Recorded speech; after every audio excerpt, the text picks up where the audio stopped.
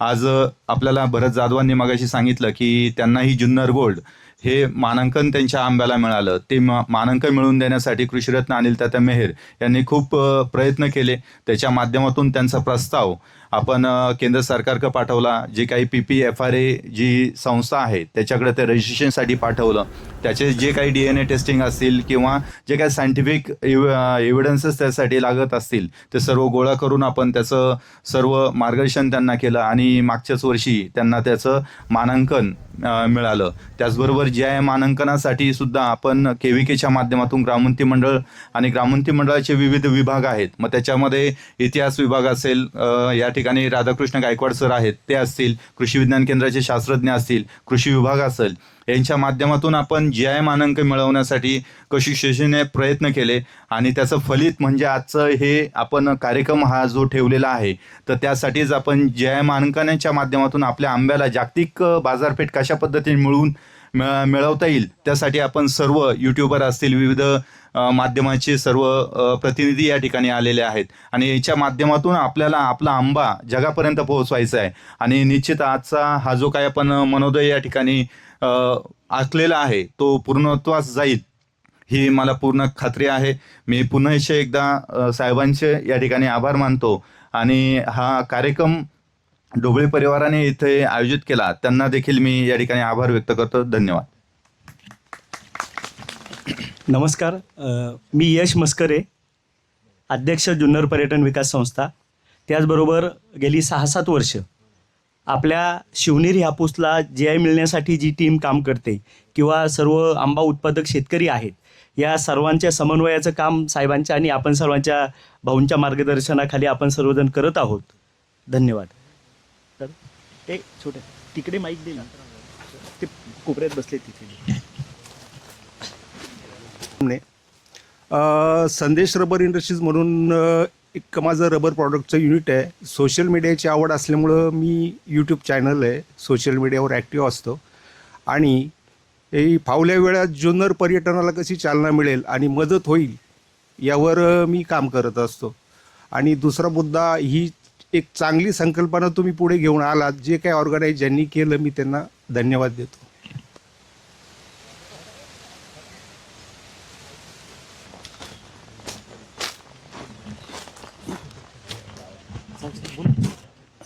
नमस्कार, मी दीपक ढोबळे, एक साधा शेतकरी.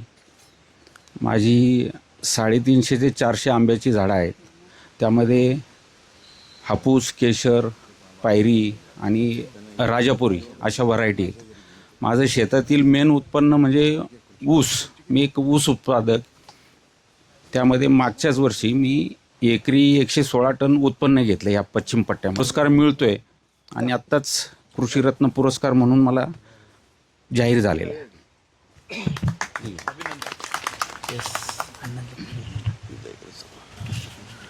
नमस्कार, माझं नाव विलास कडलक.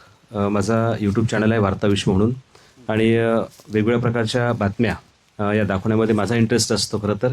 आणि यश सरांनी काल निरोप दिला आणि दिल्यानंतर मात्र एक वेगळा विषय या ठिकाणी मांडायला मिळतो म्हटल्यानंतर तो आनंद आहे. आणि आपली आंब्याची माहिती ही जर आमच्या माध्यमातून दूरवरपर्यंत पोहोचत असेल तर निश्चित ती आनंदाची गोष्ट आहे. आणि याचं एक ग्लोबलायझेशन व्हावं आणि राष्ट्रीय आंतरराष्ट्रीय स्तरावरती ही सगळी माहिती कशी पोहोचावी यासाठी खरं तर आम्ही सगळेजण निश्चित प्रयत्न करत राहू. वडिलांनी आंब्याची बाग लावलेली आहे, त्याचं जोपासन आम्ही करत असतो. सगळ्या व्हरायटी आहेत आमच्याकडे. आणि दुसरं जोडीला पोल्ट्री व्यवसाय आहे. तर पोल्ट्रीला सुद्धा कोंबड्यांना सेंद्रिय पदार्थ खाऊ घालतो मी. त्याचा प्रयत्न माझा बराचसा चालू आहे तसं. माझं नाव आनंद चंद्रशेखर ढोबळे. मी विनायक शेठचा धाकटा भाऊ आहे आणि इथे माणिकडोह गावामध्ये साधारण 2 वर्षापूर्वी मी आंब्याची लागवड केली. साधारण 50 एक झाडांची लागवड केलेली आहे. कोळीपासून चालू केलेलं आहे. थोडा इंटरेस्ट आहे त्यामुळे मी ॲक्च्युली सर्व्हिस करतो मुंबईला, पण शेती आणि झाड लागवड ह्याच्यामध्ये इंटरेस्ट असल्यामुळे हळूहळू त्यामध्ये मी काम करतो आहे. आणि या आजच्या कार्यक्रमामुळे GI मानांकन आपल्या शिवनेरी हापूसला मिळवून देण्यासाठी जी टीम आज इथे आली आहे त्यांना भेटायला मिळाल्यामुळे मला खूपच आनंद होत आहे. धन्यवाद. सर्वांचे मार्गदर्शक अभिमन्यू काळे सर, जे FDAचे कमिशनर होते, कृषी पदवीवर आहेत आणि हापूसच्या संदर्भात विशेष असा अभ्यास आहे. शिवनेरी हापूस याची मी जरा थोडीशी हिस्ट्री सांगतो. एकदा दिल्लीमध्ये पवार साहेबांच्या टेबलावर जुलैमध्ये हापूस आंबा दिसला. हापूस जुलैमध्ये हा हापूस येऊच शकत नाही म्हटले. हा कसा हापूस आला, कुठून आला? हा हापूस तर कोकणातला नाही आहे. मग त्यांनी शोध घेतला. तिथं प्रशांत लोखंडे नावाचे आयस होते आणि त्यांना सांगितलं की हा हरिओम ब्रँड कुठला आहे बघ. आणि साहेबांचा जो हरिओम ब्रँड, तर तिथून त्यांना कल्पना सुचली का ह्या बागेला आपल्याला व्हिजिट करायची. जुलैमध्ये त्यांनी ठरवलं का ही जुन्नरमध्ये जाऊन, आंबेगावमध्ये जाऊन ह्या बागेला आपलं व्हिजिट करायचं, कारण त्या बागेतला जुलैमध्ये हापूस आंबा दिल्लीमध्ये पोचला आहे. तर प्लॅनिंग केलं आणि त्यांनी दोन महिन्यात ऑगस्टमध्ये लगेच काळेसाहेबांच्या बागेला व्हिजिट दिली आणि तिथून पुढं शिवनेरी हापूसचा खरा अर्थानं उगम झाला. आणि केविकीने त्याच्यात इंटरेस्ट घेतला, सर्व उत्पादकांनी इंटरेस्ट घेतला आणि हापूस आंब्याचा अखेरीस आता GI मानांकन झालं, जिओलॉजिकल इंडिकेशन. आपल्या आंब्याची आता जगामध्ये विक्री होऊ शकते, जगामध्ये त्याची ओळख झालेली आहे. आपण ह्या आंब्याच्या याच्यात पोस्ट हार्वेस्टमध्ये काम करणं गरजेचं आहे. तो साका खूप मोठा आपल्या कोकणात आणि आपल्याकडे पण सापडतो. IIHR Indian institute of horticulture research station इथं त्यांनी एक साका डिटेक्ट करण्याची, स्कॅनिंग करण्याची एक प्रणाली तयार केलेली आहे. सर्वसामान्य शेतकऱ्याला परवडेल असा, ज्यांचे 10 एकर 5 एकर अशी बाग आहे त्यांना ते युनिट खरेदी करता येईल असं युनिट केलेलं आहे. त्याच्यातून त्या स्कॅनिंगमधून जर तो आंबा निघाला तर त्याच्यात साका आहे किंवा नाही आहे, आपल्या मार्केटिंगला जो चालेल का नाही चालेल हे तुम्हाला ठरवता येईल. असे आता साहेब त्याच्यावर सविस्तर बोलतील. मार्केटिंगमध्ये करताना आता B2B आपण करतो, परंतु B2C पण करणे गरजेचं आहे. आपल्या आंब्याला जर जास्तीत जास्त भाव जर घ्यायचा असेल तर B2C. आता आज आम्ही सुरेश गायकवाड पारोंड्याचे बुचकेचेवाडीचे सरपंच आणि आम्ही एक महोत्सव अरेंज केला आहे तिथे विचारून आपण काहीतरी सुरुवात करावी. उत्सव होम भोसरीमध्ये 1000 फ्लॅटची सोसायटी आहे. तिथं आपण सांगाल त्या वेळेत प्रत्येक आठवड्याला एकदा असा तिथं महोत्सव भरू शकतो. तुम्ही जर सांगाल, अशा हजारो सोसायट्या आहेत. तर ह्या सोसायट्यामध्ये भाजीपाला विकण्याचा आपला खूप अनुभव आहे. हापूस आंबा आपल्या शिवनेरीचा जर जून जुलैमध्ये जर जात असेल तर नक्कीच ग्राहकांना तो मार्केटमधून घेण्यापेक्षा सोसायटीमध्ये जर आपण आपला विक्रीचा स्टॉल लावला तर B2C आपल्याला जास्तीत जास्त प्रीमियम प्राईज ही 15% मिळू शकतो. आज VHT व्हेपर हीट ट्रीटमेंट नावाची एक संकल्पना आहे, जी इरेडिएशनला डावलून आपण जातो. साहेबांचा आंबा जपानमध्ये गेला. जपानमध्ये जो आंबा विक्री केला जातो हा जगातला सर्वात श्रेष्ठ आंबा ठरला जातो. आणि हरोम सरांचा ब्रँड जपानमध्ये गेला, तिथं विक्री झाली. आज त्याचं कारण असं का जपान हिरोशिमावर जो 42 साली बॉम्ब हल्ला झाला, तिथं इरेडिएशन खूप न्यूक्लिअर इरेडिएशन झालं. त्याच्यामुळं इरेडिएशन केलेलं कुठलंही फळ किंवा भाजीपाला ते घेत नाहीत. अमेरिका साईडला चालतो, युरोपला चालतो, परंतु जपानला चालत नाही. आज आपण VHT ट्रीटमेंट जर इथं प्रणाली आपण अंगीकारली, मुंबईमध्ये वाशीमध्ये सेटअप पण आहे, तर आपला एक चांगल्या ब्रँडिंगमध्ये, चांगल्या बॉक्स पॅकिंगमध्ये आपण जगाच्या कुठल्याही कोपऱ्यात विकू शकतो. आज अशा पद्धतीचं मार्केटिंगवर जर आपण 70% लक्ष दिलं, आज उत्पादन तर आहेच आहे, परंतु 70-80% आपण मार्केटिंग हे केलं तर शिवनेरी निश्चितच जगातल्या सगळ्या कोपऱ्यांमध्ये जाऊ शकतो. धन्यवाद. वडिलांनी गावठी आंब्यापासून रोपं तयार करून आंबा इथे जवळच साधारण 1 किलोमीटर अंतरावर लावला आहे. त्याला केशर जात सगळी आहे. साहेब, तुमचं तसं परवा बोलणं झालंच आहे. खूप मेहनतीने ते वाढवलं त्यांनी. आणि आता जे आपण प्रत्येकजण आपल्या ह्याला चांगलाच म्हणतो, परंतु एक वेगळ्या साईजचा केशर निर्मिती त्यांनी केली आहे. तर त्याचासुद्धा भविष्यामध्ये काय आता गाडवे साहेबांनी सांगितलं त्याप्रमाणे विचार केला जावा असं मला वाटतं. धन्यवाद. हां, मी नजीरभाई बोलतो. आणि मी आता आंब्याच्या बाग आपले माणिकडो पट्ट्यामध्ये बरेच आहे, 5-7-8 बाग आहे. आंबे एकदम सगळे एकदम चांगले. आणि विनायक शेठ ढोबळे यांचा बाग बी मीच घेतो, विश्वास शेठचा बाग मीच घेतो, दीपक शेठचा पण बाग मीच घेतो. बरेच बाग आहे, सुरेश शेठ ढोबळे यांचा बाग बी माझ्यापाशी असतो.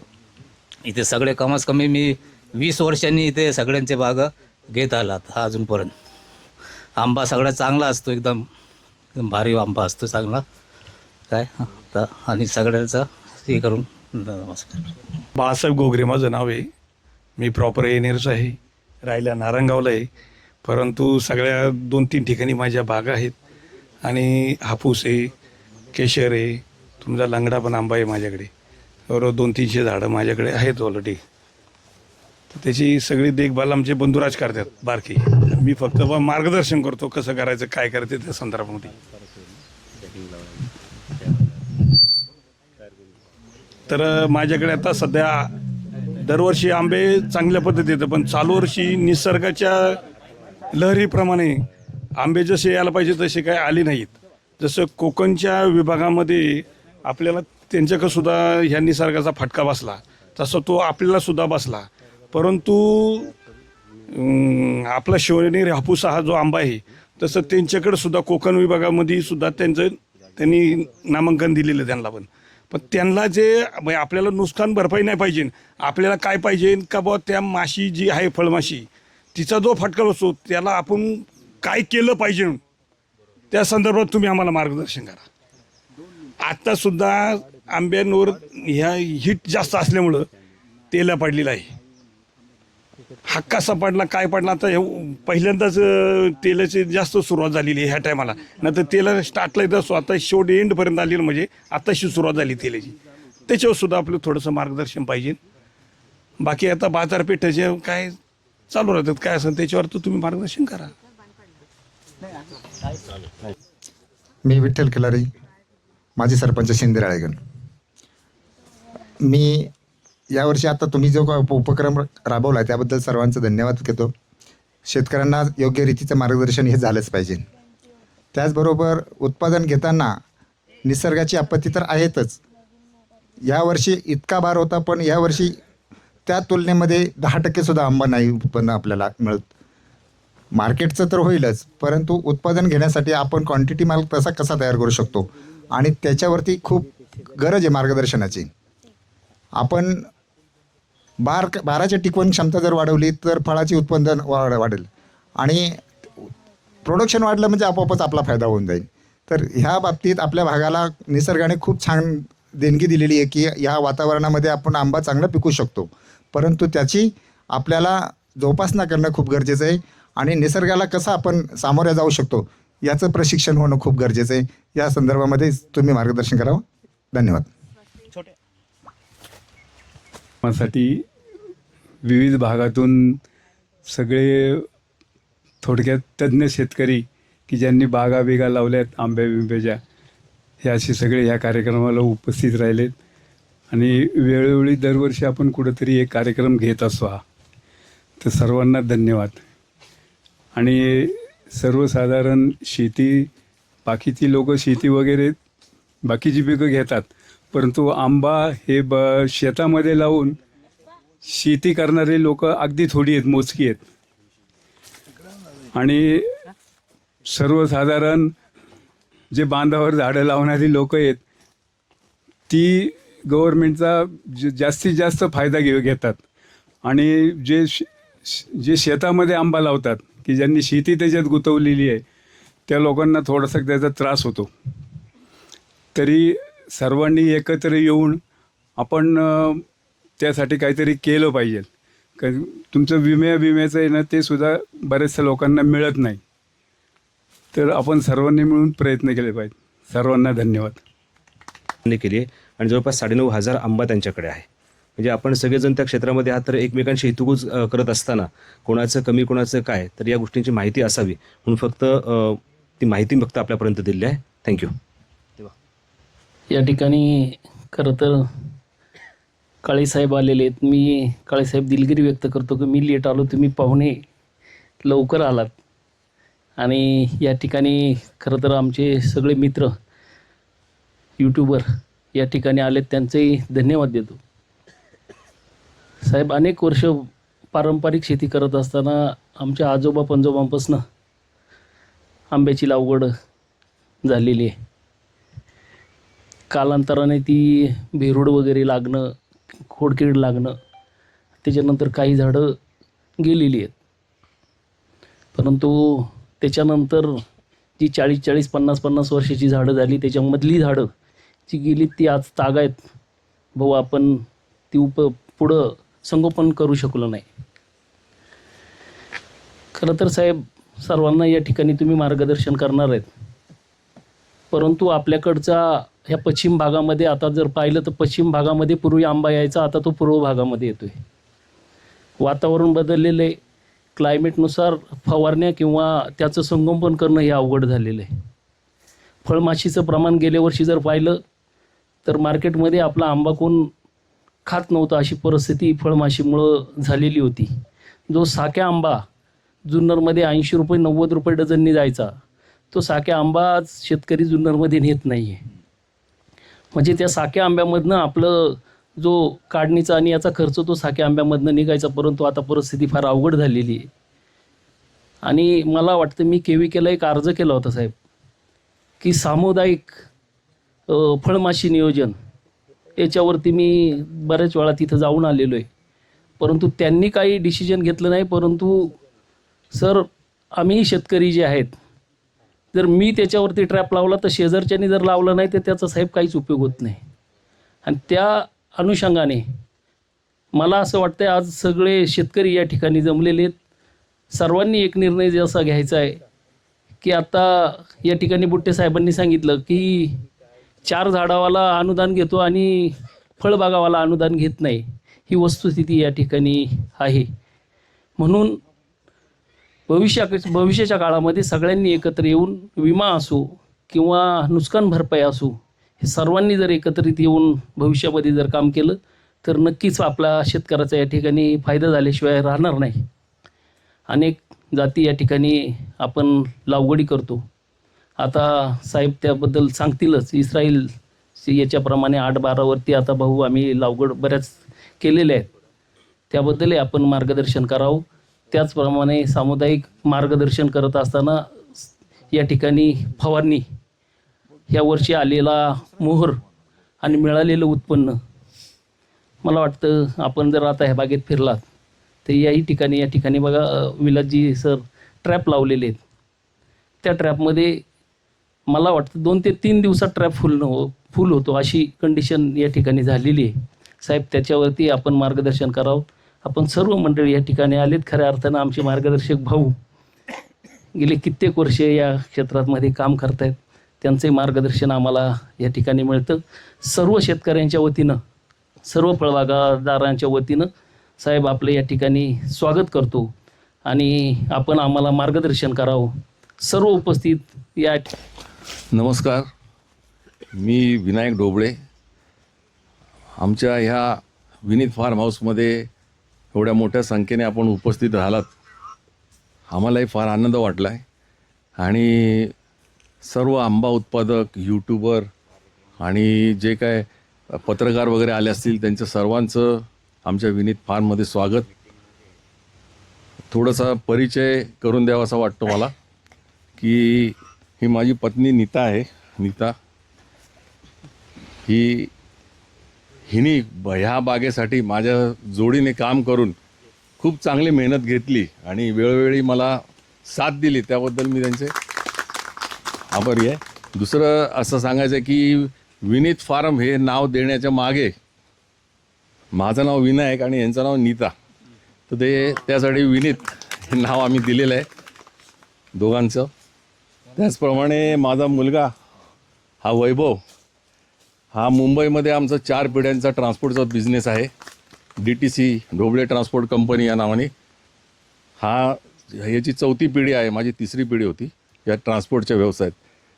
मला हा व्यवस्थित धंदा सांभाळत असल्यामुळे मला इथे येऊन ही आंब्याची बाग, याची देखभाल वगैरे करता येते, हे एक तुम्हाला सांगण्यासारखं आहे. त्याचप्रमाणे माझी सून स्नेहा, ही पण आपल्या नारायणगावचीच आहे आणि त्यांच्या घरामध्ये सुद्धा तिचे बंधू हे पण आंबा बागायतदार आहेत, तिचे मामासुद्धा आंबा बागायतदार आहेत. तसंच आमचा छोटू, माझा नातू स्वस्तिक, हा महाराष्ट्राच्या फुटबॉल याच्यातनं तो खेळतो आहे. रिलायन्स कंपनीच्या लिटिल चॅम्पमध्ये तो आहे. आणि त्या सगळ्यांचं जे काय आहे बाउंडिंग, त्यामुळे हे सगळं चाललेलं आहे. तर आता मूळ विषयावर येतो. आपल्या जुन्नर आंबेगावच्या ह्या हापूसला जे काय मानांकन मिळालं आहे त्यामध्ये आपल्या सगळ्यांचा सहभाग आहे आणि विशेषतः काळेसाहेबांचा पण सहभाग भरपूर आहे. आता आपल्याला नुसतंच ते मानांकन घेऊन थांबायचं नाही आहे, त्याचं प्रमोशन केलं पाहिजे, त्याची प्रसिद्धी केली पाहिजे आणि आपल्याला जास्तीत जास्त याची जागतिक बाजारपेठेमध्ये कसं जाईल ह्याच्याकडे बघितलं पाहिजे. आणि दुसरं म्हणजे आपल्याला कसं जास्तीत जास्त भाव मिळेल त्याच्याकडे पण आपल्याला लक्ष दिलं पाहिजे. तर दुसरं थोडंसं एक सांगावं असं वाटतं की ढोबळे कुटुंब आणि आंबा ह्याचा गेले 100-125 वर्षापासूनचा इतिहास आहे. आणि ढोबळे कुटुंबासाठी एक फार गौरवाची गोष्ट आहे. माझे आजोबा भगवंतराव नामदेवराव ढोबळे आणि त्यांचे 4 बंधू यांनी त्या काळी म्हणजे फार मेहनत घेऊन सगळ्यात पहिल्यांदी आंबा एक्सपोर्ट करणारी व्यक्ती म्हणून हा त्यांनी मान मिळवला ब्रिटिशांच्या काळामध्ये. भगवंतराव नामदेवराव ढोबळे यांनी पहिला आंबा एक्सपोर्ट केला आपल्या भारतातनं परदेशामध्ये. त्यानंतर त्यांनी बरीच काय कार्य केली, बँकाच्या स्थापना केल्या, कुठे काय असं बरंचसे काय त्यांचं कार्य आहे. आणि त्यासाठी ब्रिटिश गव्हर्नमेंटनी त्यावेळी त्यांना रावसाहेब ही पदवी प्रदान केली होती आणि त्यांचं भव्य स्वागत वगैरे पण केलेलं होतं. तर आंबा हा आमचा ढोबळ्यांचा अगदी जिव्हाळ्याचा विषय आहे. दुसरं असं आहे की हा आंब्याचा आपल्याला कसं जास्तीत जास्त रेट मिळेल, जास्तीत जास्त भाव मिळेल हे आपल्याला आता इथून पुढे बघायचं आहे. त्यासाठी भरपूर सगळ्यांनी मेहनत घ्यावी, म्हणजे रेट वगैरे मिळतील, सगळं काय होईल. आणि ह्या सगळ्या कार्यक्रमाचं साहेबांनी मला विनंती केली इकडे यायचं, मी लगेच मान्य केलं आणि त्याप्रमाणे कामाला लागलो. 2 दिवसात नियोजन झालं. काय कमी वगैरे काय राहून गेले असेल तर ॲडजस्ट करून घ्या, तसं काय नाही आहे. अरे एवढे सगळे ढोबळे बरोबर असल्या काय राहणार आहे, सगळे आंबा उत्पादक काय, ठीक आहे. तर माझे चुलते विश्वासराव ढोबळे हे पण एक आंबा उत्पादकच आहेत. आमच्या कुटुंबातले ज्येष्ठ आणि श्रेष्ठ आहेत ते. तर मी त्यांना विनंती करतो की त्यांनी साहेबांचा जरा सत्कार करावा.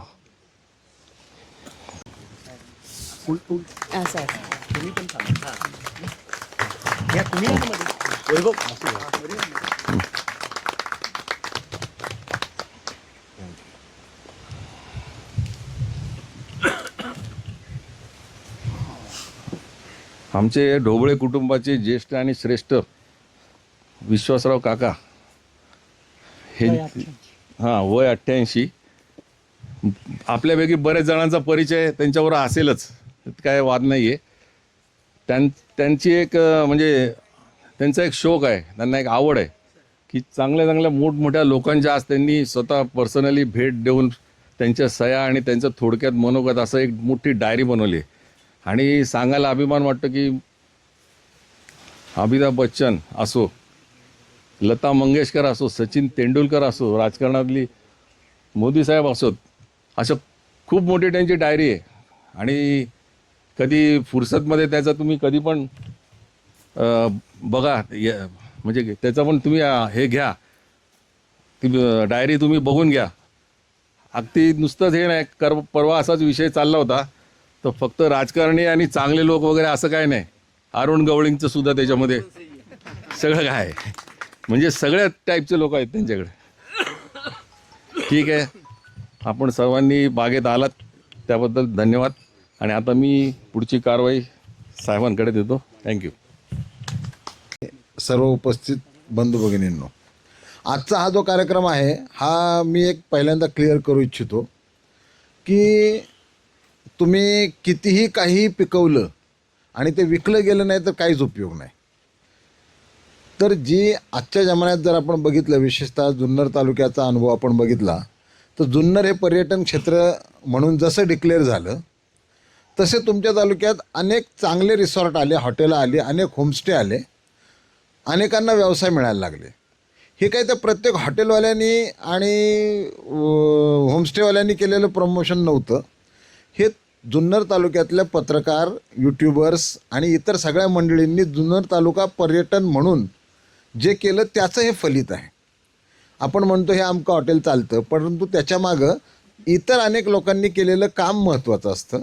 आणि म्हणून मी सगळ्या शेतकऱ्यांना एवढं सांगेल की आजची जी आपण ही बैठक घेतलेली आहे, हिचे खरे हिरो म्हणाल तर आजचे उपस्थित यूट्यूबर्स आणि पत्रकार आहेत. हे आपण सगळ्यांनी लक्षात घ्या. आपला आजचा विषय काही आंबा उत्पादकांच्या अडचणींचा नाही, त्यासाठी आपण वेगळं बसावं लागेल. पण सगळ्या आंबा उत्पादकांना मी एवढंच सांगेन की तुमच्या तालुक्यात एवढं चांगलं पॉझिटिव्ह पब्लिसिटी करणारं टीम मी एकही बघितली नाही. म्हणजे आंबेगाव तालुक्यात तर सोडाच, पण कुठल्याच तालुक्यामध्ये इतक्या मोठ्या प्रमाणावर एखादं मोहोळ जसं असतं त्या मोहळाप्रमाणे काम करणारी टीम तुमच्याकडे आहे. ह्या टीमचा वापर आपल्याला करता आला पाहिजे. आपण जो काय आंबा 10% उरला असेल, 20% उरला असेल, याचं योग्य प्रमोशन केलं पाहिजे. आणि मी सगळ्या पत्रकार मंडळींना आणि जुन्नर तालुका पर्यटनाला ज्या सगळ्या मंडळींनी मोठं पण दिलं आणि हा तालुका वाढवला, त्यांना मी या निमित्तानं अशी विनंती करेन की तुम्ही खरोखर ह्या शिवनेरी हापूस याच्यासाठी जर तुम्ही थोडं लक्ष घातलं आणि ब्रँडिंग केलं, तर मला वाटतं की निश्चितपणे जसा जुन्नर तालुका पर्यटन म्हणून प्रसिद्ध झाला, तसंच शिवनेरी हापूस हे जगभरामध्ये नाव होईल. परंतु जगभर सोडा, आपल्याला मुंबई आणि अहमदाबाद ही दोन जी हापूस आंबा खाणारी महत्त्वाची ठिकाणे आहेत, तिथं आपल्याला लक्ष द्यावं लागेल.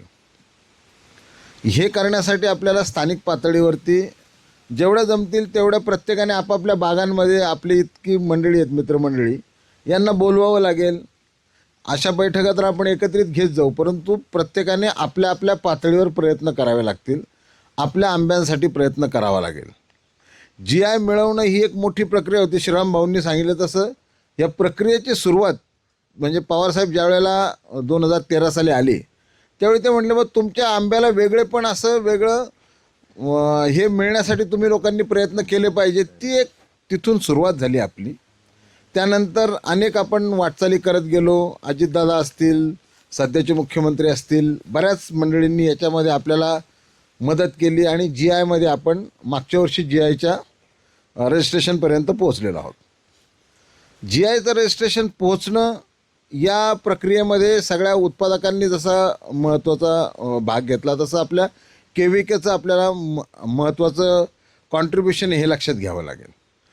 KVKने कॉन्ट्रीब्युशन केलं, शेतकऱ्यांनी फॉलोअप ठेवला आणि आपण एका स्टेजला आलो की GI इंडिकेशन आपल्याला मिळालं, त्याचं फायनल हिअरिंग व्हायचं आहे, ते होईल. परंतु हे झाल्यानंतर एक लक्षात ठेवा, सगळ्यांनी खरा धोका आणि खरा प्रॉब्लेम पुढं आहे. जसं GI इंडिकेशन हे हजारो प्रॉडक्ट्सला मिळालेलं असतं.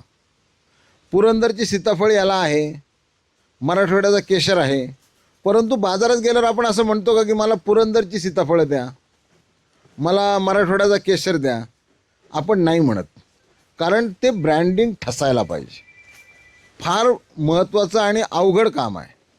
हे अवघड काम केलं तर जुन्नर तालुक्यातली ही व्यावसायिक मंडळीच करू शकतील, असा माझा आजपर्यंतचा अनुभव आहे. त्यामुळं मस्करे सरांनी जसा पुढाकार घेऊन हे सगळ्या मंडळींना बोलवलं, मी अशी विनंती करेल सगळ्या शेतकऱ्यांना की तुम्ही स्वतः यांच्याबरोबर सतत संपर्कात राहून याचं प्रमोशन व्हायला पाहिजे. एकदा शिवनेरी हापूसचं GI झालं, एक 3-4 वर्ष जर आपण या पद्धतीने प्रमोशन केलं तर मग आपोआप आपल्या लक्षात येईल की मार्केटिंगला फायदा होतो आहे.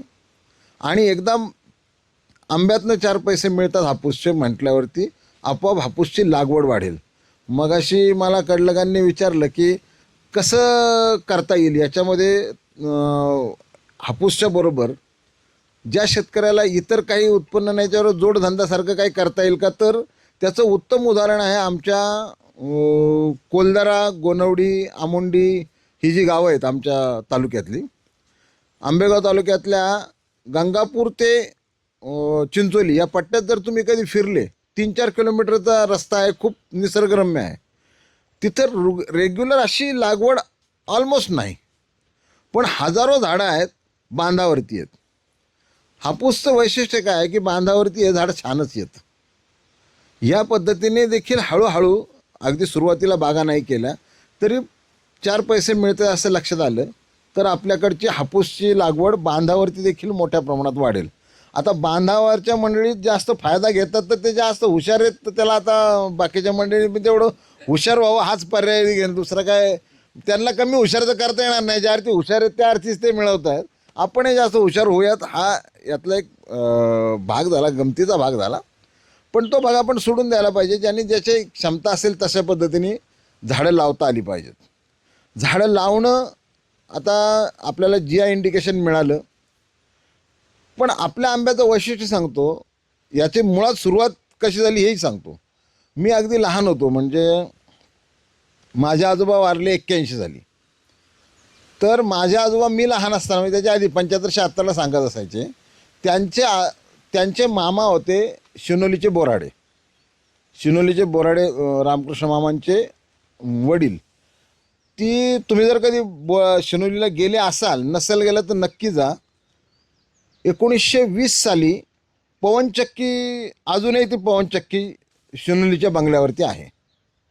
ते त्यांच्या मामाची गंमत म्हणजे गोष्ट सांगायची मला, मी लहान असताना, की माझ्या मामाने जर्मनीहून हे आणली, इटलीवरून पवनचक्की आणली होती. तिथं लाईटची निर्मिती स्वतःच्या बंगल्यापुरती केलेली होती. आणि ते त्यावेळी सांगायचे की मामाने सांगितलं हापूस आंब्याची लागवड करायची होती. आणि मग ते लहान असेल, मामाच्याकडं भाचा आपला जात होता, मग ती आम्ही लागवड करायला अख्ख्या आंबेगाव तालुक्यात त्यावेळी जेवढी जनावरं काही मरण पडत असतील त्यांची हाडं गोळा करायचं आणि ती बाग लावायचं. तर हे मी लहान होतो. आपण अनेक आजोबांचे आपले आभार मानले पाहिजे की लहानपणी काय ना काय आपल्याला सांगितलं ते कुठंतरी स्मरणात जाऊन बसतं. कालांतराने हळूहळू जेव्हा आपण आपली नोकरी धंदा करायला लागलो त्यावेळी असं वाटलं की कुठली बाग होती बघावी. आणि जर आज तुम्ही गेले शिनोलीला, सतीश बोराडे म्हणून ते मालक आहेत सध्याचे, रामकृष्ण मामांचे चिरंजीव, तुम्ही जर बघितलं तर आजही 100 वर्षापेक्षा जास्त, म्हणजे मी 7-12 बघितले तर 1923 सालची आंब्याच्या लागवडीची उल्लेख आहे त्याच्यात. म्हणजे आजोबा जे सांगायचे की 1920च्या दरम्यान त्यांनी हापूस आंब्याची लागवड केली. आणि असे काही झाडं आहेत आजही जुने झाडं आपल्याकडं 100 वर्ष जुनी झाडं आहेत, आंबेगाव तालुक्यात आहेत, तुमच्याकडं जुन्नर तालुक्यात आहेत. फक्त काळाच्या ओघात त्या बागांचं वाटप झालं, लक्ष दिलं नाही. जसं म्हटलं भिरुडाने खाल्लं तर दुर्लक्ष झालं. परंतु एवढं दुर्लक्ष होऊ नये, अनेक झाडं आपल्याकडची आजही शिल्लक आहेत. ही परंपरा आपल्याला GI इंडिकेशन मिळालं त्याच्यावरती आपल्याला ही पुढं नेता येईल. आता शेतकऱ्यांचे जे वेगवेगळे प्रश्न आहेत की भिरूड आहे, फळमाशी आहे, खत औषधांचा प्रश्न आहे, फळ कमी होतं, यासाठी आपण सगळ्यांनी खरोखर 3-4 महिन्याला एखाद्या तरी बागेमध्ये कोणीतरी स्वतःहून बोलवलं पाहिजे आणि आपण सगळ्यांनी जायला पाहिजे, बघायला पाहिजे. हे असं आपण करत राहू. बेसिकली आजचं जे आहे सगळ्या शेतकऱ्यांनी लक्षात घ्या, आज आपल्याला जुन्नर तालुक्यात ज्यांनी जुन्नर तालुका पर्यटन तालुका म्हणून अख्ख्या महाराष्ट्रभर गाजवला, अशा मंडळींना आपल्याला विनंती करण्यासाठी आपण आज एकत्र आलेलो आहोत. आणि म्हणून मी सगळ्या शेतकऱ्यांच्या वतीने तुम्हा सगळ्या मंडळींना विनंती करतो की आपण थोडं याच्यात लक्ष द्या. थोडं जर आपण सगळ्यांनी प्रयत्नपूर्वक ही कॅम्पेनसारखं हाती घेतलं, एक थोडे दिवस आपण हे सुरू ठेवलं, तर निश्चितपणे मोठ्या प्रमाणात फरक पडेल. मोठ्या प्रमाणात एकदा नाव व्हावं लागेल. याला संघर्ष बराच आहे, त्याच्यावर मी काही चर्चा करत नाही. कोण त्रास देतील किंवा काय करतील त्याच्यावरती आपण मात काढू. दुसरा एक भाग मला आत्ता या निमित्तानं सांगा वाटतो की हा जो आपल्याला आंबा दिसतो आहे, हा मी सहज म्हणून परवा इथून गेल्यावर आमच्या बागेत सांगितलं की हे जरा झाकून ठेवा रे आंबे. हे सगळ्यांचा युनिफॉर्म कलर बघा. कुठलेही केमिकल, दुर्दैवाने ते सगळे आधी जे येणारे आंबे आहेत हे केमिकल घालून पिकवतात, झाडाला लवकर यायला लागतात, आल्यावर पिकवतात आणि ते कलर येतात. यातलं माझी बाग ही 100% सेंद्रिय, तुमच्या सगळ्या जणांना माहितीच आहे. एकही पैशाचं रासायनिक खत सुरुवातीपासून नाही. मी साधं पाणी पण फवारत नाही माझ्या बागेत, बाकीचं तर सोडून द्या. आणि पिशव्या लावतो. पिशव्या लावल्यामुळं तर आलेला कलर बघा. फळमाशीचा जो विषय आहे, आता 2 गोष्टी आहेत की शासनाकडं मागणले पाहिजे, मागत राहू, तो भाग झाला. ते जे व्हायचे ते उपाय केले जातील. आपल्या पातळीचा उपाय आहे की फळमाशीच्या याला पिशवी लावणे हा रामबाण उपाय. नुसती फळमाशीच्यामुळं पिशवीमुळे फळमाशी वाचत नाही, साक्याचा प्रश्न कमी होतो, सनबर्न कमी होतो, फळं वाया जायचं प्रमाण कमी होतं. ते जर बघितलं तर पिशवीची किंमत नगण्य होते. आम्ही आमचे नितीन शेठ माझे बंधू आहेत, ते बघत असतात, ते मला कायम सांगतात की 2 रुपयाची पिशवी पण 5 ते 6 वर्ष ते पिशवी वापरतात. म्हणजे एवढ्या सातत्याने वापरता येते, काही खर्चिक नसते. हे लावलं आपण तर आरामात ह्या क्वालिटीचा प्रश्न संपेल. भिरुडाबद्दल म्हणाल तर 12 महिने 24 तास झाडात फिरलेल्या माणसाच्या झाडाला भिरूड होणारच नाही. त्याला तोच पर्याय आहे, दुसरा पर्याय नाही आहे. भिरुडाला कुठलं यंत्र नाही, भिरुडाला काहीच पर्याय नाही. भिरुडाला तुम्ही स्वतः किंवा तुमचा मजूर जो कोण असेल, आठवड्यातनं 15 दिवसांनी एकदा जर खोडाजवळ गेला तर तो विषय थांबू शकतो. पण ही आजच्या बैठकीचा म्हणजे विषय नाही. हा आपला विषय निघाला, कुठले विषय अनुत्तरित राहू नयेत म्हणून मी याला फक्त स्पर्श करतो. पण मला आज बेसिकली एवढंच म्हणायचं आहे की शक्य असेल तेवढ्या जणांनी करा. मी स्वतः अनेक यूट्यूबवरती क्लिप टाकलेल्या आहेत. मी एक तुमची परवानगी असेल 1, 2, 3, 30 सेकंदाच्या क्लिप आहेत, तुम्हाला ऐकून दाखवू का? म्हणजे तुम्ही विशेषतः प्रोफेशनल मंडळींच्या लक्षात येईल की आमच्याकडे मटेरियल तयार आहे, तुम्ही फक्त त्याला प्रमोट जर केलं. 1 मिनिट. हापूस 15 मे पासून थेट शिवनेरी किल्ल्यावरून, अरे महाराजांच्या गडावरून. शिवनेरी हापूस 15 मे पासून, शिवनेरी हापूस, शिवनेरी हापूस, शिवनेरी हापूस, शिवनेरी हापूस, शिवनेरी हापूस 15 मे पासून थेट शिवनेरी किल्ल्यावरून, अरे महाराजांच्या गडावरून. शिवनेरी हापूस 15 मे पासून, शिवनेरी हापूस, शिवनेरी हापूस. गबाई बाई झाली घाई, ऐकत आहे ना?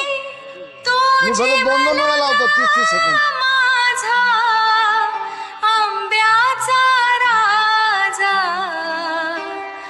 जुन्नर हापूस येणार, क्राफर्ड मार्केट रंगणार. गबाई बाई,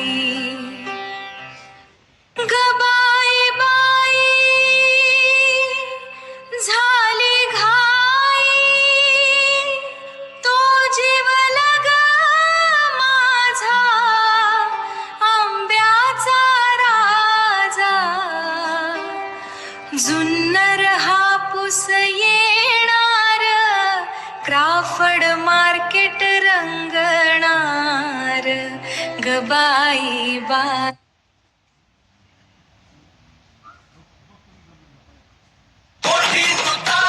शिवनेरी हापूस, शिवनेरी हापूस, शिवनेरी हापूस. हे हे हे 15 मे पासून, 15 मे पासून, 15 मे पासून, शिवनेरी गडावरून येणार जुन्नरचा हापूस. ढोल ताशा तुतारी, ढोल ताशा तुतारी, शिवनेरी हापूस, शिवनेरी हापूस, शिवनेरी हापूस. हे हे हे 15 मे पासून, 15 मे पासून, 15 मे पासून, शिवनेरी गडावरून.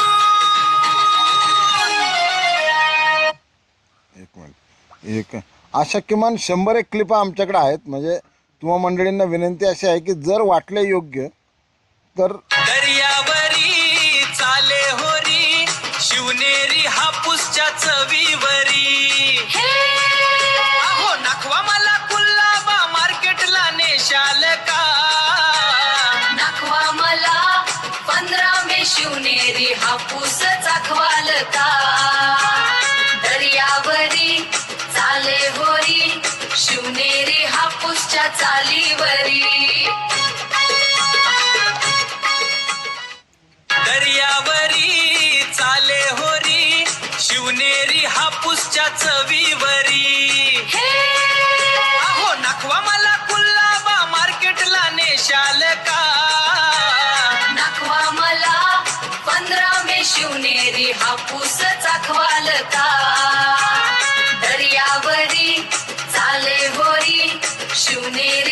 हापूसच्या चालीवरी. तर म्हणजे थोडक्यात तुमच्या लक्षात आलं असेल की अशा भरपूर क्लिप आहेत. आयदर तुमच्याकडून तुम्ही तयार केल्या, तुमचं फीड तयार केलं तरी चालेल. हे फीड आहे आम्ही तुम्हाला देऊ, तुमचं म्हणून तुम्ही पाठवलं तरी चालेल.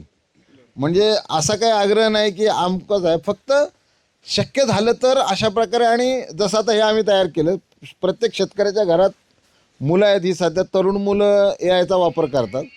प्रत्येकाने जमेल तेवढ्यांनी या पद्धतीने पण प्रयत्न केला पाहिजे. तर जसं मी म्हटलो, मी समप करतो, काही राहिलं असेल तर तुम्ही मला प्रश्नोत्तरात विचारा, आपण त्याचं उत्तर देऊ शकतो. ब्रँड पण तयार केला आहे शिवनेरी हापूस. आपण आपल्या एक्झिबिशनमध्ये त्याचं अनावरण पण केलं होतं, आणि त्याचं जी स्लोगन आहे सदियों का स्वाद, त्याचं ते पण आपण केलेलं आहे. बोलतो आता. फक्त परत एक लक्षात घ्या की आपण हे GI मानांकन जे मिळालेलं आहे ते शिवनेरी हापूस या नावाने मिळालेलं आहे. दुसरा मुद्दा शेतकरी आहेत म्हणून सांगतो की याचं आपल्याला ह्या वर्षीपासून, आता जसे आपण घेतली आहे, पुढच्या वर्षी आपल्याला रजिस्ट्रेशन करावं लागेल. जेव्हा आपलं फायनल होईल त्यावेळेला सगळ्यांची मिळून एक लक्षात घ्या, शासनाने मदत करणं, GIला फायनान्शियल मदत करणं इथपर्यंत लिमिटेड राहील. KVKने आपल्याला आपल्या वतीने अर्ज करणं इथपर्यंत लिमिटेड राहील. मार्केटिंग करणं हा शेतकऱ्यांचाच भाग राहील. हे लक्षात घ्या आणि विसरू नका. जर आपण म्हणायला लागलो तर याने हे करावं त्याने ते करावं, कोणाला कोणी काही करत नसतं. लक्षात घ्या. म्हणजे आपण बाकी याला बघायला नको. म्हणून सगळ्यांना इथून पुढे आपल्याला रजिस्ट्रेशन करावं लागेल. आपले फॉर्म रजिस्टर करावे लागतील.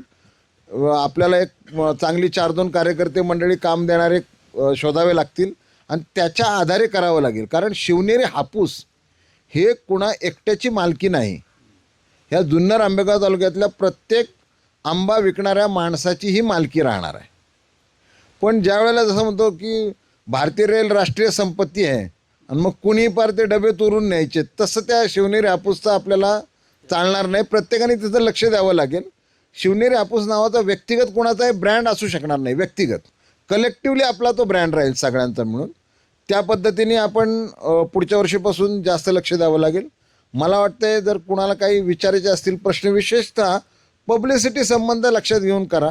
आणि जर पुढचं तात्यासाहेबांच्या बागेत जर बोलवणार असाल एखाद्याने ठरवा, आणि मग त्यावेळेला शेतकऱ्यांच्या आपल्या आंबा बाग, आंबा पीक या संदर्भामध्ये आपण सविस्तर चर्चा करू शकतो.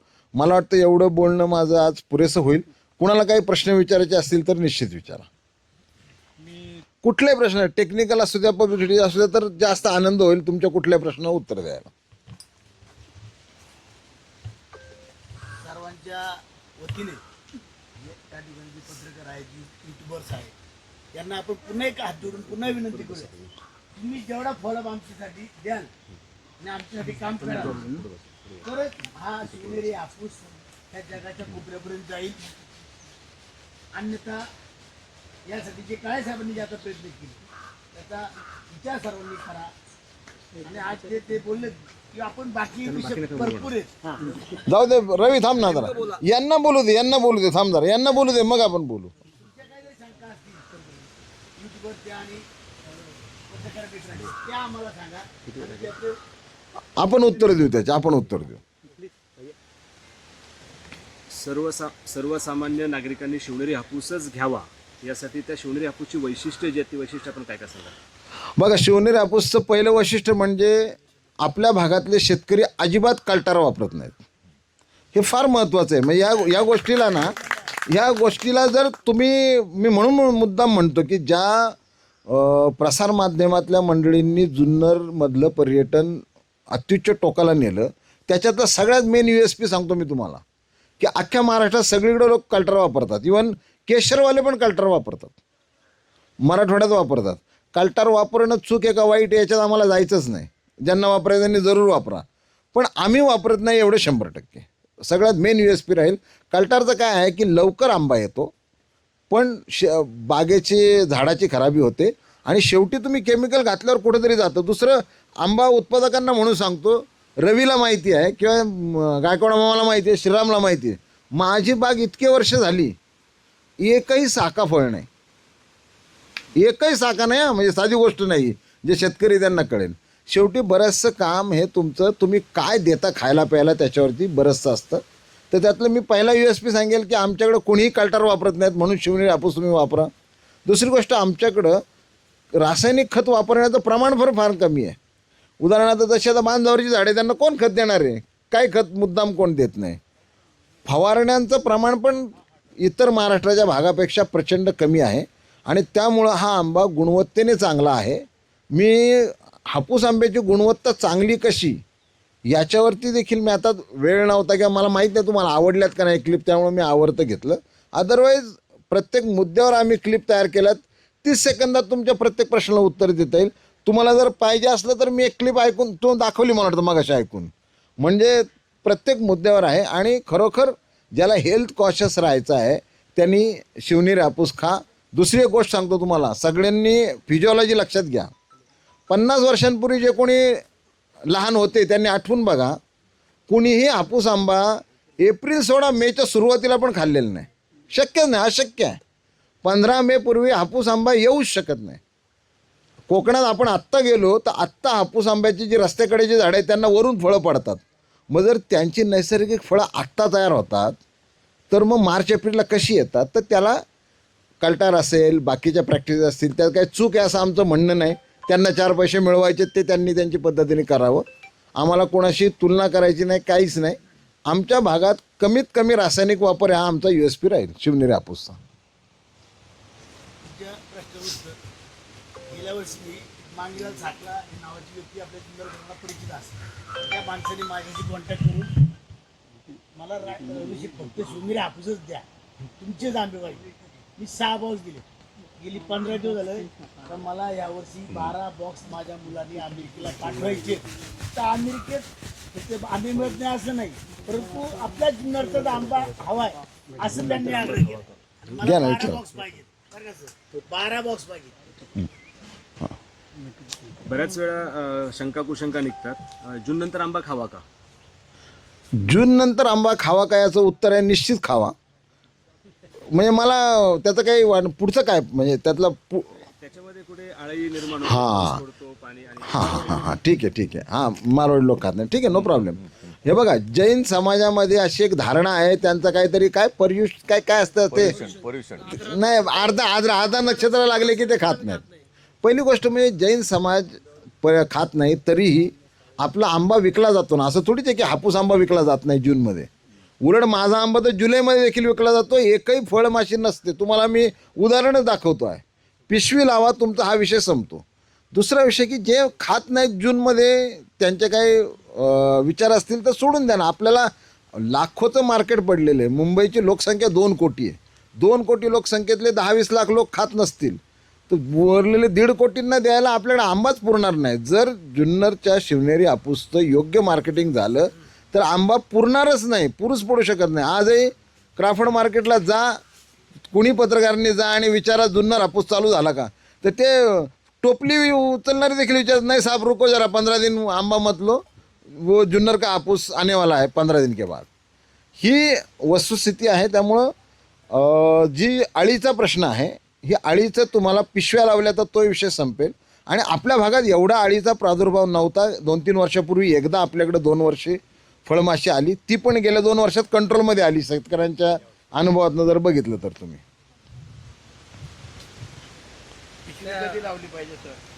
पिशवी बघा, पिशवी जितकी लवकर लावाल तेवढी चांगली. त्याचं कारण असं आहे, फळमाशीला छोटे छोटे कायऱ्या असतात, त्या गळल्या की ते थोडासा पिकला की फळमाशी त्यात अंडी घालती.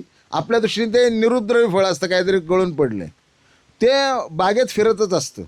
म्हणून समजा थोडक्यात म्हणजे 100 ग्रॅमचा आंबा झाल्यावरती पिशवी लावली पाहिजे. साध्या भाषेत समजण्यासाठी या साईजचा आंबा झाला तर पिशवी लागली पाहिजे.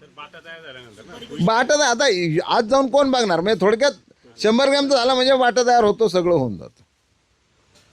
साहेबांनी सांगितलं की बॉम्बेमध्ये आंबा महोत्सव सोसायट्यांमध्ये वेगवेगळ्या उत्सवांमध्ये असं काही केलं तर त्या दृष्टिकोनातून अजून मार्केटिंग आणि लोकांपर्यंत पोहोचण्यासाठी आपल्याला खूप सोपं जाऊ शकतं.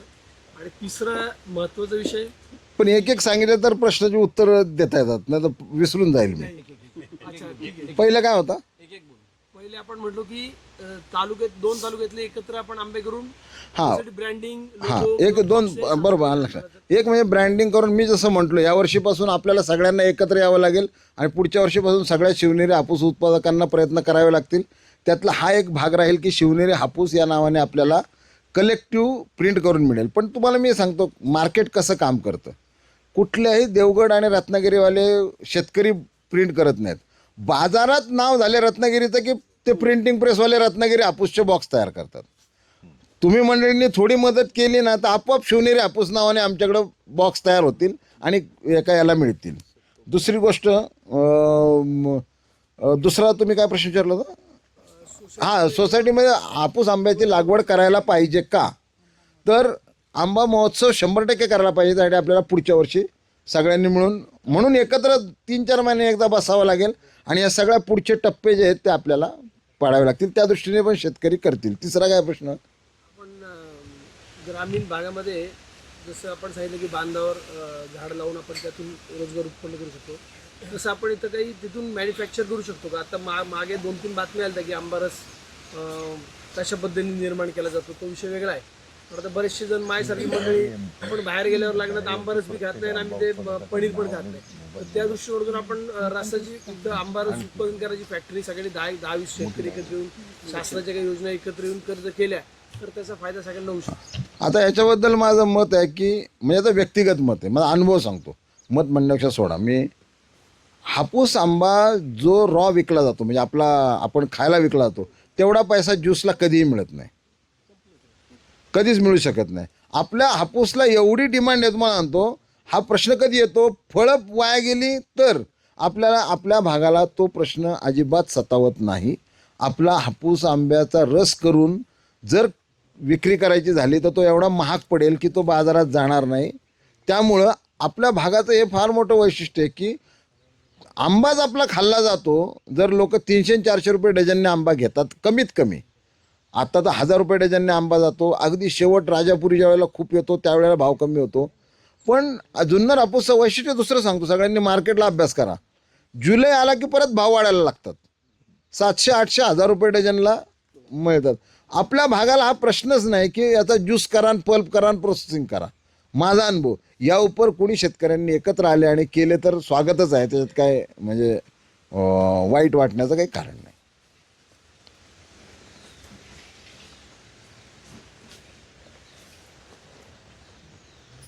साहेब माझा एक प्रश्न आहे. हां बोल.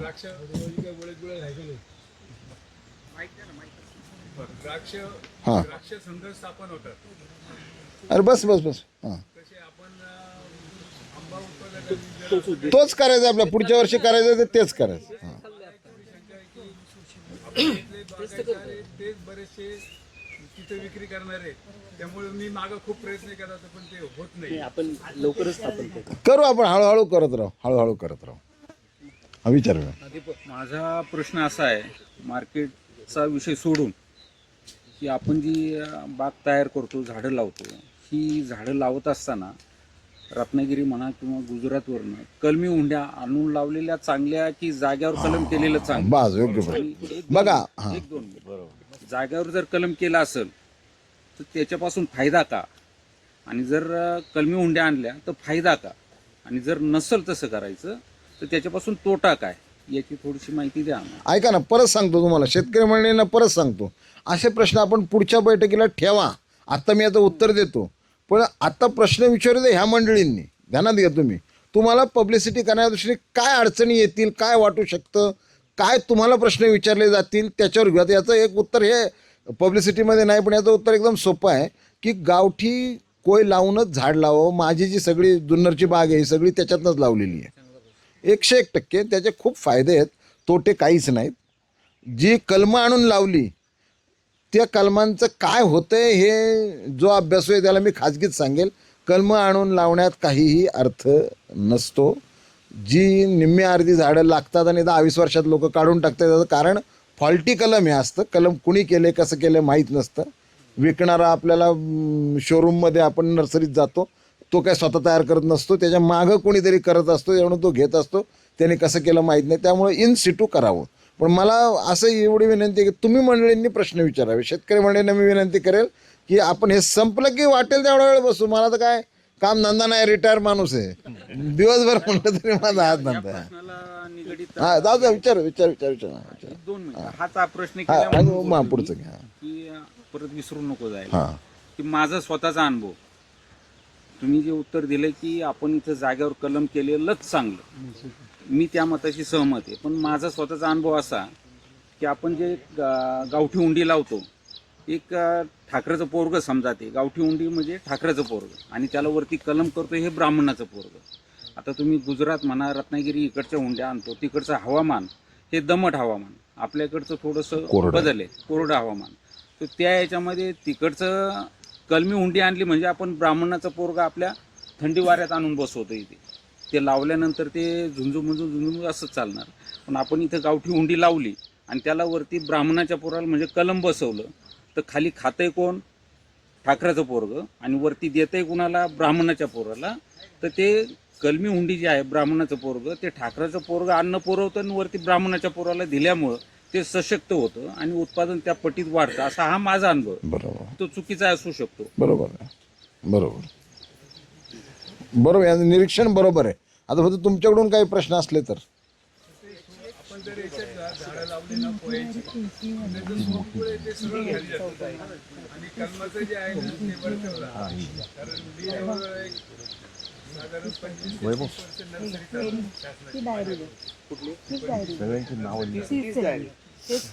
ओके, बरोबर आहे, तुमचं निरीक्षण बरोबर आहे. संपवायचं कोणाचं जर काही नसेल तर. बटाटवड्याचा सुगंध खूप छान यायला लागलेला आहे. कुणा आला का नाही आला माहित नाही, माझं नाक जरा तीक्ष्ण आहे. हो हा विचार नाही, विचारू दे ना.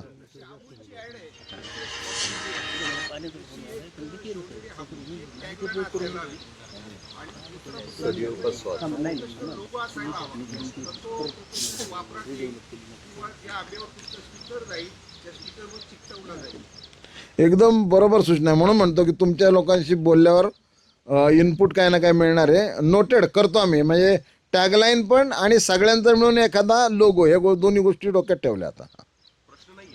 हां हां जुन्नर तालुका पर्यटन तालुका आहे.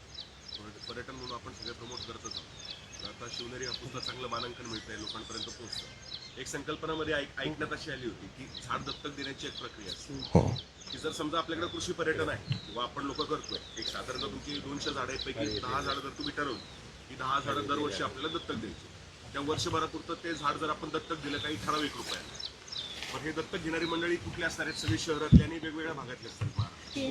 त्यामुळे त्या झाडाशी त्यांची स्वतःची नाळ जोडली जाते की हे झाड माझं आहे, त्याचं येणारं फळ हे त्यांचं असतं. त्या थ्रू पब्लिसिटी खूप चांगली होऊ शकते. प्लस पर्यटनासाठी ती लोक वर्षातून एकदा आपल्याकडे येऊन राहू शकतात. या पद्धतीची काही संकल्पना वेगळी राबवते. आणि आंब्याच्या झाडाला कसं आहे, इतर झाडापेक्षा आंब्याच्या झाडाला फळ आहे, त्यातलं काहीतरी त्यांना मिळणार आहे. तर यावर थोडंसं लक्ष देणं गरजेचं आहे, काहीतरी करता येईल असं वाटतं. नाही, एकदम चांगली संकल्पना आहे. रिसॉर्टवाल्यांबरोबर मिळून शेतकऱ्यांनी जर केलं, आम्ही पुढच्या शेतकऱ्यांनी आम्ही जी पुढची सभा घेऊ त्याच्यात हा मुद्दा नक्की घेऊ. म्हणजे या दृष्टीने लक्षात घ्या, सगळ्या शेतकऱ्यांनी पुढे जायला पाहिजे, फायद्याच होईल. बोल. माझी अशी 7 का 8 आंब्याची केशरच्या झाड जाते. नथानी कंपनीची जवळजवळ प्रत्येक राज्यात 1 ते 2 सॉफ्टवेअर कंपनी आहेत. स्वतः सॉफ्टवेअर कंपनी मला इथं आले, माझी 5-6 झाडाची आंबे ते कोणाच देत नाही, आणि इथून पॅकिंग करून स्वतः गाडी घेऊन जातो. तीच संकल्पना तेच सांगतायत. त्या पद्धतीने आपल्याला करावं लागेल मोठ्या प्रमाणावर. अमरनाथ टावरमध्ये ते माझे 10-15 कस्टमर आहेत, ते स्वतः आता पुढच्या आठवड्यात घरी येतात आणि आंबे बागेतून कट करून बरोबर पॅकिंग करून प्रोसेसिंग करून घेऊन जाणार. तीच संकल्पना बरोबर आहे, त्या पद्धतीने जाऊ आपण पुढे.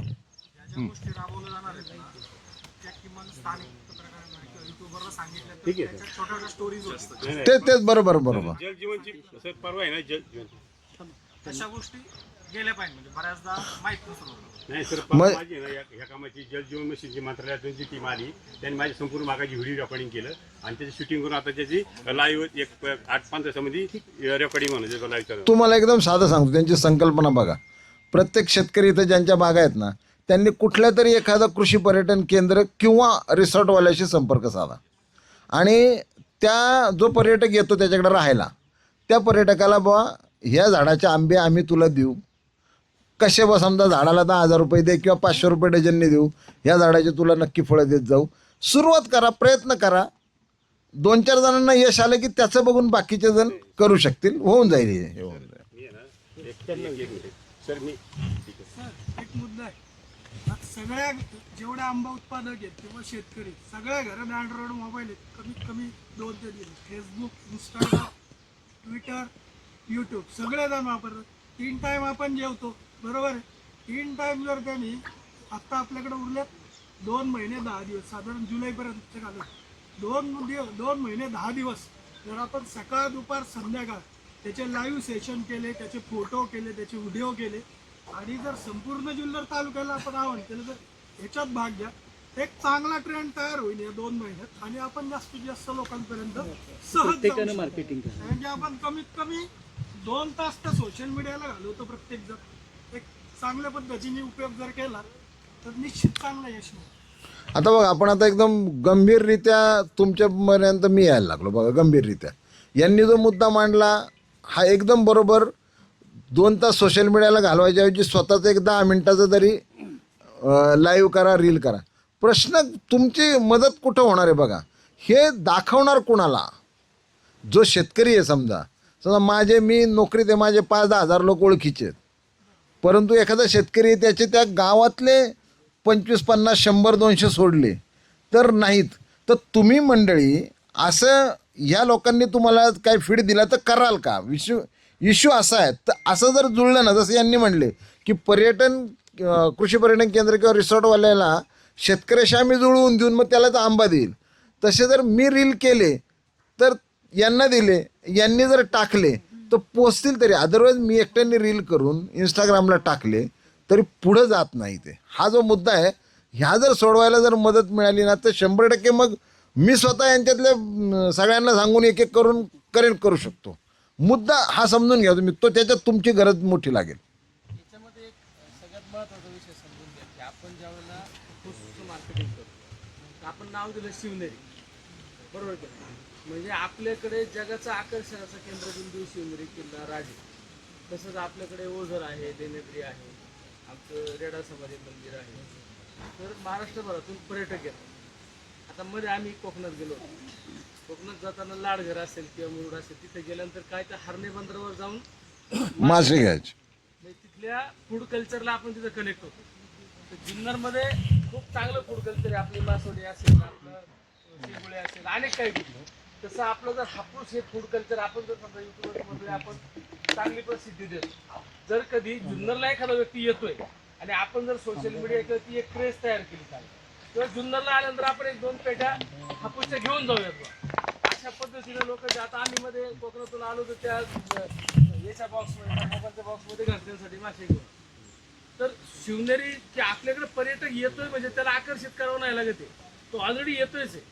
तर त्याचा कनेक्ट जर ह्या आंब्याशी जर आपल्याला करता आला तसे इकोसिस्टम बनवता आलं आणि तुम्ही जर समजा त्याच्यामध्ये कॉर्पोरेशन केलं, आम्ही लोक प्रसिद्धी करायला करू, परंतु जर हे केलं तर सगळ्यात जास्त मार्केट याच्यामध्ये उभं राहील. आपण बाहेर जाऊन करतो तर आपला ट्रान्सपोर्ट वाचणार आहे, इथून आपण करतोय, ही सिस्टम उभी राहायला पाहिजे. बघा, शेतकरी मंडळींनी परत हा मुद्दा एकदम योग्य आहे.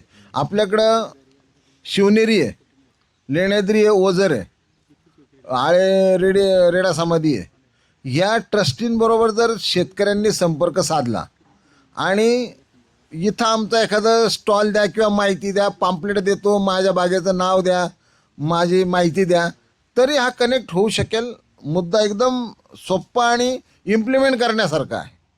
म्हणजे सगळ्यांनी लक्ष द्या आणि नुसतं त्या ट्रस्टींबरोबर मंदिराबरोबर सगळे आपल्यातलेच शेतकरी आहेत, होऊ शकेल. हा मुद्दा एकदम चांगला आहे.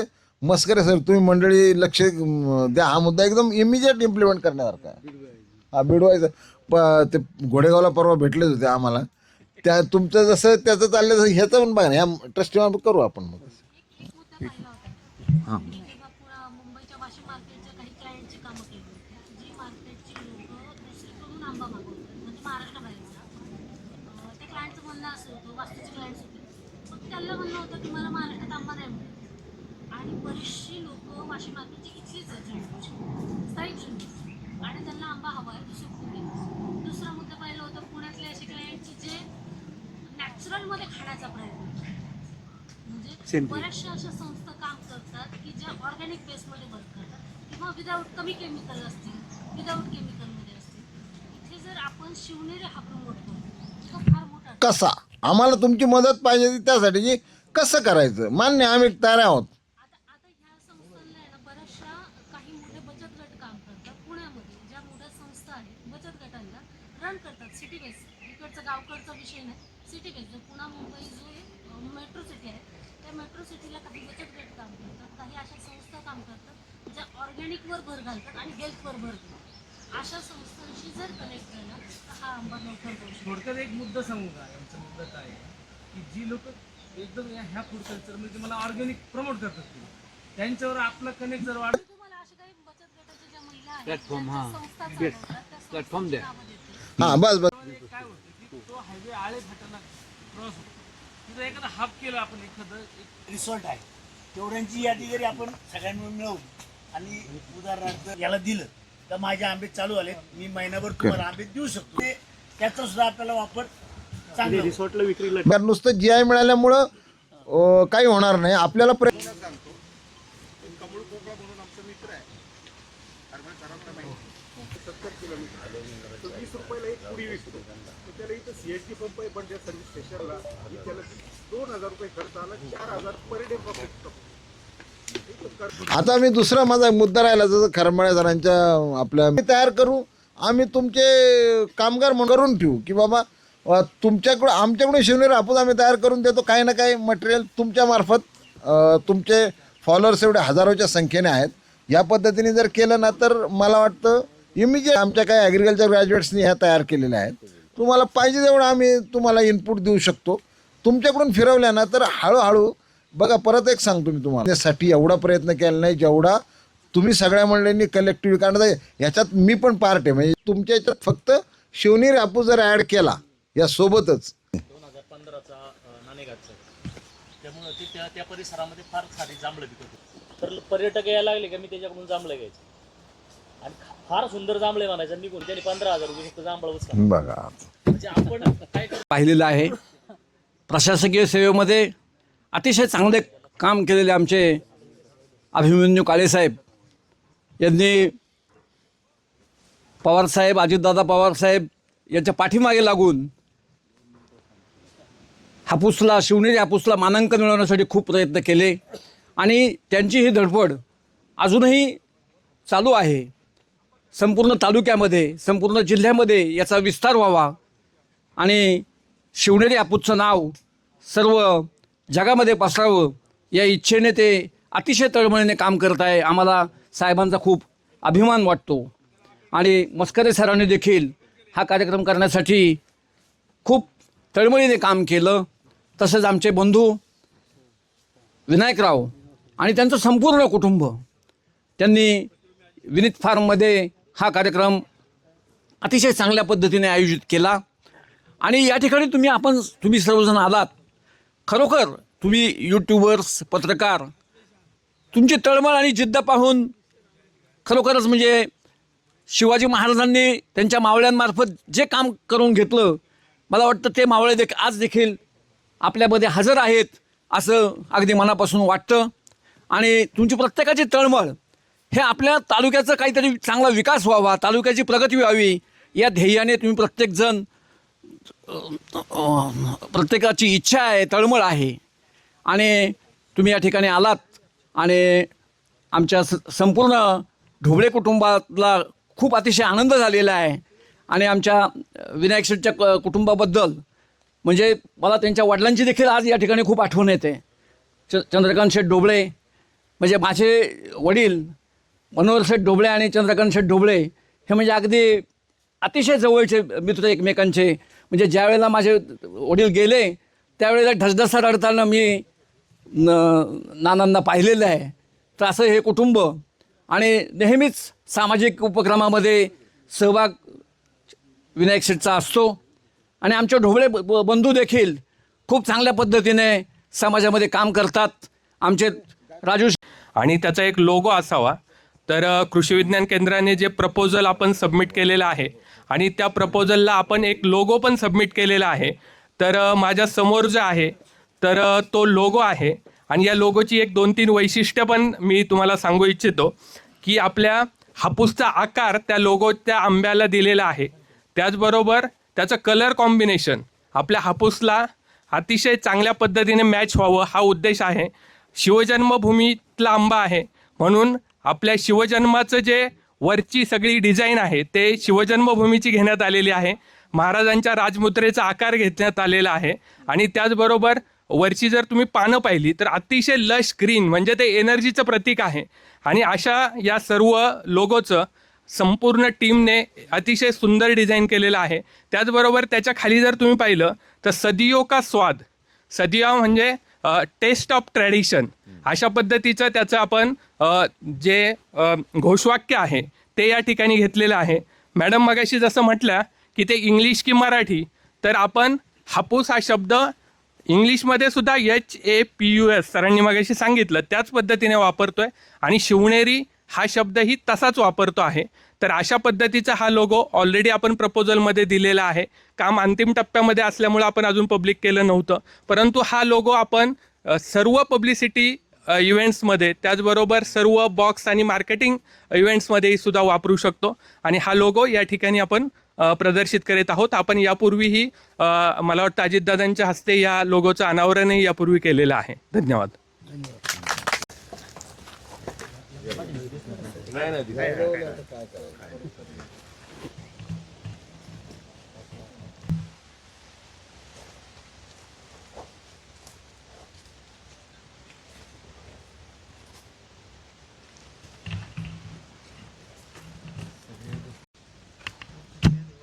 लवकर पुढे या तुम्ही, येत नाही